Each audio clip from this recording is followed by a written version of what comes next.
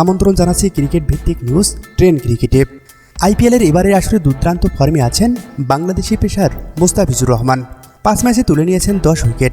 1 match কম খেলেও আছেন সর্বোচ্চ উইকেট শিকারীর তালিকায় জাসপ্রীত বুমরার সমান 10 উইকেট নিয়ে তৃতীয় স্থানে।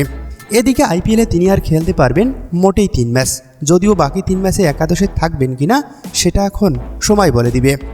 তবে বিসিবির দেওয়া এনওসি পত্র অনুযায়ী আগামী 30 তারিখ পর্যন্ত খেলতে পারবেন মুস্তাফিজ।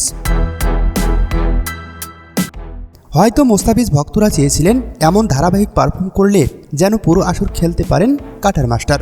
তবে ভক্তদের সব আশা ধূলিসাৎ করে কপাল পুরল মুস্তাফিজের। বিসিবির সূত্রের বরাত থেকে জানা গিয়েছে, চেন্নাই থেকে মুস্তাফিজকে পুরো আসর চেয়ে কোনো আবেদন বা যোগাযোগ করা হয়নি। তাই আসন্ন জিম্বাবুয়ে সিরিজের আগে দেশে ফিরতে হবে মুস্তাফিজুর রহমানকে।